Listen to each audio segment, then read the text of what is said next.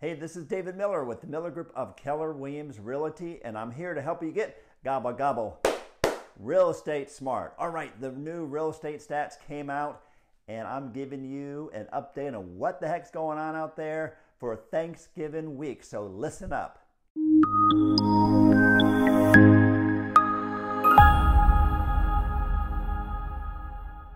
So the new stats just came out, and what's the leading headline?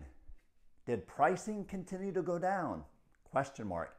Remember that for the past 3 months, it's actually gone down about 6%.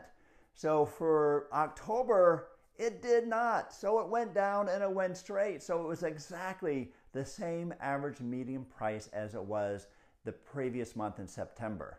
So why is that the case? Well, it always goes back to supply and demand. How many times I have to tell you guys that? It's supply and demand. And our supply has gone up a little bit, but not much. There's still only about 2.6 months of inventory. If I compare it to what it was before COVID, because you can't compare it to COVID, all right? If we compare this to last year, we have 100% more inventory on the market than we did before. COVID was COVID.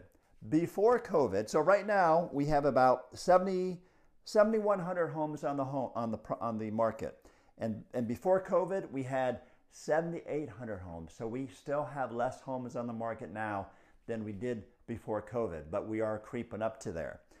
Let's look at the new listings. Here's what's causing the low inventory. New listings are down 23% compared to this same time last year. Okay. As I mentioned last month, the main reason is everybody has a low interest rate and they're not wanting to give that up. And so until the rates do come down, we're going to have a lot of people that are reluctant and not wanting to give up 3% rate to move to a 6.5% or 7% rate. So that is the main reason on why inventory is staying low. And I expect that to continue. Okay. Now the other thing is closings. Well, closings are down 28%. Why is that? Well, before, closings were hampered because there wasn't enough inventory. Well, now there's enough inventory, but there's not enough buyers. So because of the high interest rates, it's making things unaffordable because obviously pricing went up so much, about 30 to 40% over COVID for 2 years, and it's only dropped about 6%. So it's still very unaffordable for people to purchase a house. So the bottom line is that the number of buyers in the marketplace is very limited compared to what it used to be. So with less buyers, even though there's more houses, there's going to be less sales, and that's exactly what we're seeing. Now here's the big thing. Pending sales are down 43% versus this time last year. So what does that mean? Well, that means next month, the closed sales are going to be even lower than the 27%. I'm expecting probably about 30 to 35%. So sales are really tanking from what they were before. Remember, we're comparing that against the COVID years. Can't get my glasses on here. All right, so if you go back to the pricing, it's steady, but if you compare it to last year, we're still 12% higher than last year. So even though we dropped around 6%, we're still 6% up from what we were before. The average rate of appreciation over time, year over year, is about 4%. So we're still pretty good. Here's what's really changed in days on the market.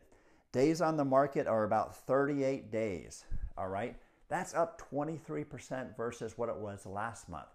So how does this compare before COVID? Well, before COVID, the average days on market, and this is when you put a house on the market and until it goes under contract, was 48 days.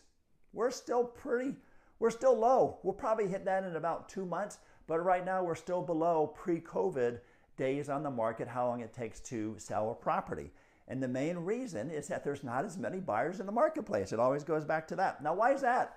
Well, the average interest rate for October was 7%.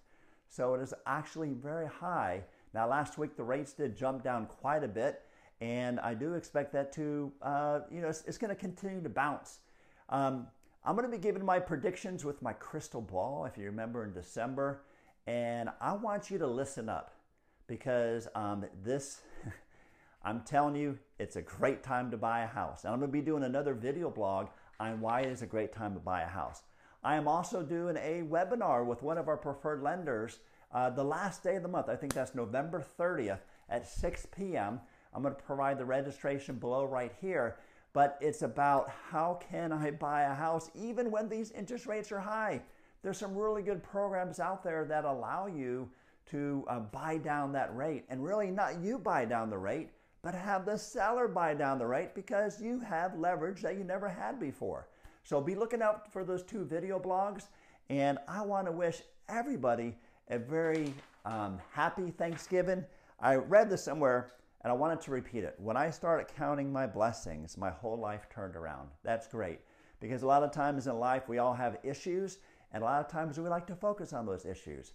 But if we focus on what we have and what other people probably don't have as much as we do, that's when we're really thankful. So I hope that you and your family have a very blessed, happy Thanksgiving.